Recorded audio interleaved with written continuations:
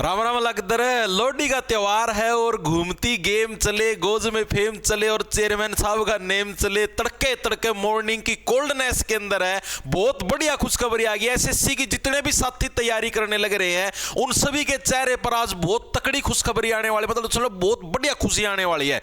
राम राम जी सारा ने, मैं तारा साथी मोहित पुनिया बताम सारे का जॉब्स टारगेट यूट्यूब चैनल पर तड़के तड़के मॉर्निंग की कोल्डनेस में फिर से स्वागत करूं।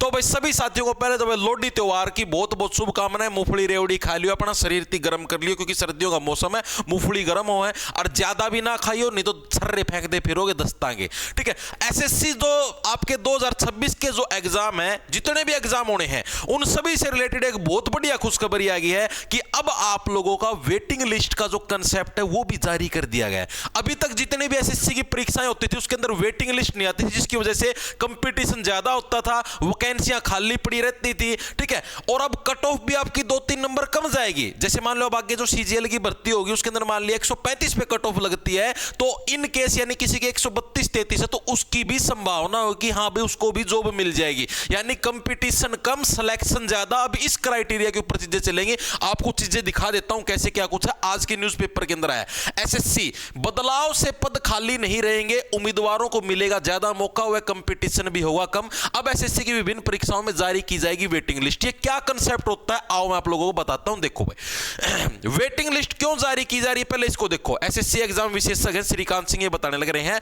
एसएससी सेकेंडरी लेवल से लेकर ग्रेजुएशन लेवल तक की कई भर्ती परीक्षाएं आयोजित करता है, यानी 10वीं से लेकर ग्रेजुएट तक की सारी तरीके, जैसे एसएससी एमटीएस होगी, जीडी होगी 10वीं लेवल की है, +2 बेस पे आपका सीएचएसएल हो गया, ग्रेजुएशन बेस पे सीपीओ हो गया, सीजीएल हो गया, इन सबको आयोजित करता है। अक्सर ऐसा होता है कि किसी उम्मीदवार का चयन एक से ज्यादा परीक्षाओं में हो जाता है। मान लिया मैंने सीएचएसएल का पेपर दिया, सीएचएसएल में मेरा सिलेक्शन हो गया, सीजीएल का दिया, सीजीएल में भी मेरा सिलेक्शन हो गया। ऐसे में वे ज्यादा वेतन या बेहतर पद वाली नौकरी चुन लेते हैं। अब मेरा सीएचएसएल में हो गया, सीजीएल में ज्यादा सैलरी तो मैं सीजीएल के ऊपर जाऊंगा, सीएचएसएल वाले को खाली छोड़ दूंगा और बाकी पद खाली रह जाते हैं। यानी कि मैंने जो सीएचएसएल वाली सीट ली थी वो सीट खाली रहेगी। ये खाली पद अगले साल बैकलॉग में चले जाते हैं, अगले साल फिर ये वैकेंसी बन के आ जाए। इसी को खत्म करने के लिए वेटिंग लिस्ट जारी की जाएगी।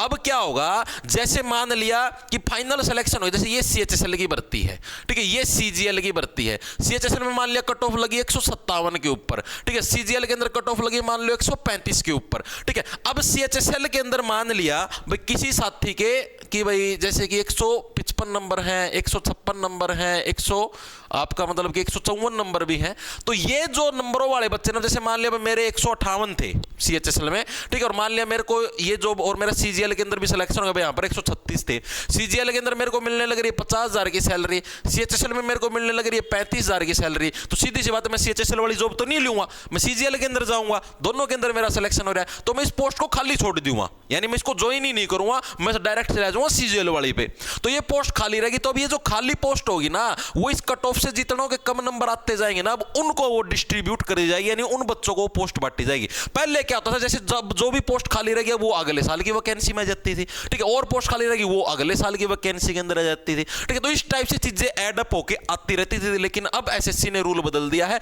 अब वेटिंग लिस्ट जारी होगी, यानी कि इसके अंदर अब 1, 2, 3 यानी 3 नंबर तक कम भी जिसके नंबर है उसकी भी संभावना रहेगी कि हाँ भाई उसको भी जॉब मिल जाएगी। बहुत ही बढ़िया चीज है ये, ठीक है, क्योंकि अब एक एक बच्चे को पूरी आजादी मिली है। वो एमटीएस के अंदर भी बैठेगा, दिल्ली पुलिस में बैठेगा, हर एक एग्जाम के अंदर बैठेगा। अब वो ज्वाइन करता है जिसके अंदर मैक्सिमम सैलरी होती है। अब उसकी ज्वाइनिंग के चक्कर में भाई और बच्चों की जॉब भी तो खराब होने लग रही है, ठीक है। उसने तो 100 कहां पर मैं इंटेलिजेंट हूं, मैं सारे पेपर पढ़ दूंगा, लेकिन भाई ये भी तो देख, तो तेरे चक्कर में और जो जिनको एक बारी भी जॉब नहीं मिलने लग रही उनको भी तो दिक्कत होने लग रही है।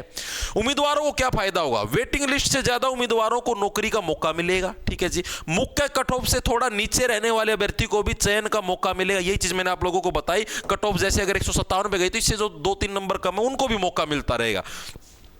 यानी अब 2 कट ऑफ होंगी, एक फाइनल लिस्ट का और दूसरा वेटिंग लिस्ट के लिए रहेगी। 2 कट ऑफ लगे में वेटिंग लिस्ट, यानी इतने नंबर वाले वेटिंग लिस्ट के लिए भी तैयार रहना कि हाँ भाई आपका भी नंबर आ सकता है। ओके जी। आने वाली परीक्षाओं पर क्या असर होगा, इससे एक उम्मीदवार का कई परीक्षाओं में चयन नहीं होगा और ज्यादा लोगों की भर्ती हो सकेगी, बिल्कुल सही बात है। आगे की परीक्षाओं में प्रतियोगिता घटेगी और अधिक उम्मीदवारों को नौकरी मिलेगी। एसएससी इस व्यवस्था को 2026 से लागू करे, यानी इसी साल से यह व्यवस्था लागू होने वाली है। अब जो आगे आपकी एसएससी की परीक्षाएं होंगी, ठीक है। फिक्स और फ्लोट का क्या मतलब, एसएससी अब फाइनल चयन से पहले उम्मीदवारों को फिक्स और फ्लोट का विकल्प देगा। ये क्या जी फिक्स और फ्लोट?